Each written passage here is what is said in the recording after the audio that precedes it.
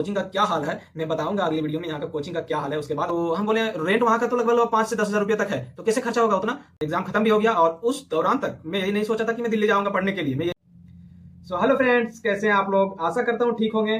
तो अभी मैं बहुत दिनों के बाद वीडियो बना रहा हूँ क्योंकि इसका यही रीजन है। मेरा एग्जाम चल रहा था लास्ट सेमेस्टर का और आप लोगों को पता होगा कि मैं मैथ ऑनर्स लिया था और मैथ ऑनर्स में अलग से टाइम देना जरूरी है, क्योंकि अगर बैकग्राउंड मेरा आर्ट्स रहता तो यूपीएससी के साथ साथ हो जाता। लेकिन मेरा मैथ ऑनर्स था और मैथ ऑनर्स यूपीएससी के साथ साथ नहीं हो सकता, क्योंकि उसके लिए मैथ के लिए कितना टाइम देना पड़ता है वो तो आप लोग को पता ही होगा। और अभी आप लोग गैस कीजिए मैं कहाँ हूँ। आप लोग गैस कर सकते हैं क्योंकि मैं कुछ वीडियो एक वीडियो शायद मैं अपलोड कर चुका हूँ बहुत दिनों पहले।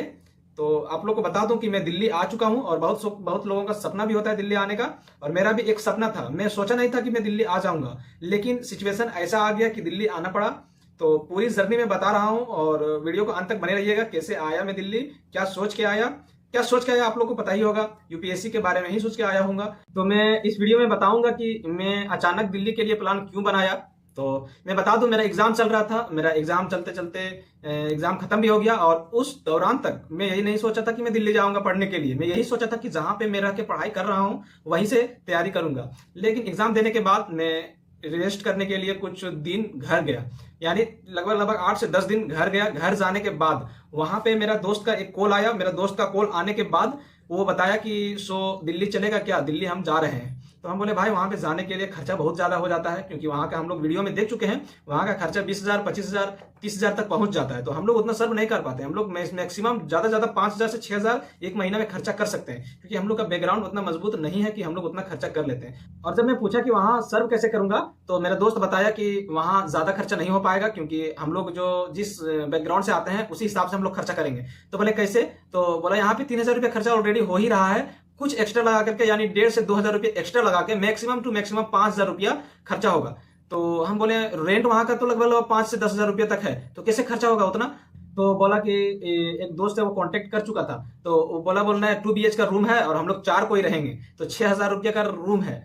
2 BH का है, 2 रूम है, एक हॉल है, एक किचन है और एक बाथरूम है। तो अभी यहाँ पे हम लोग 4 कोई रह रहे हैं, तो वहां पे ऑलरेडी मैं 1200 रुपया रेंट दे रहा था और यहाँ पे 1500 रुपया रेंट पड़ रहा है, तो मेरे को 300 रुपया डिफरेंस पड़ रहा है। तो ज्यादा फर्क नहीं है, इसलिए मैं यही सोचा कि यहाँ पे मैं 1100-1200 रुपया दे रहा हूँ रेंट और वहां पे 1500 रुपया देना पड़ रहा है, तो इससे तो बेहतर वहीं पे चला जाऊँ। 200-300 रुपया एक्स्ट्रा खर्चा होगा, तो वहां का जो वहां जाने के बाद पढ़ाई होता है वो अलग लेवल का होता है। तो हम लोग का खर्चा 5 हजार रुपये तक में हो जाता है। तो सबका सपना रहता है, अगर आप लोग का भी सपना होगा तो आने के बाद यहाँ सबसे पहले मैं बता दूं, यहाँ अचानक शिफ्ट मत कर जाइएगा। अगर अचानक शिफ्ट कीजिएगा तो फिर दिक्कत हो जाएगा। यहाँ का पहले आने के बाद यहाँ का माहौल देखिएगा, 2-4 दिन रह के कोई दोस्त होगा वैसा उसके रूम में ठहर जाइएगा, उसके रूम में रुक जाइएगा। उसके बाद यहाँ का माहौल देखिएगा, यहाँ पे खर्चा कितना जाता है, उस हिसाब से आप सर्व कर पाएंगे, यहाँ पे आप उतना पैसा लगा पाएंगे या नहीं, उसके बाद आप डिसीजन कीजिएगा। अचानक हम लोग तो अचानक डिसीजन कर लिए थे, क्योंकि हम लोग को तो अच्छा सुने मतलब बहुत ही अच्छा लग रहा था कि अगर यहाँ 3-3.5 हजार में खर्चा हो रहा है चल रहा है और वहां पे 5 हजार चल रहा है तो बहुत ही अच्छा है।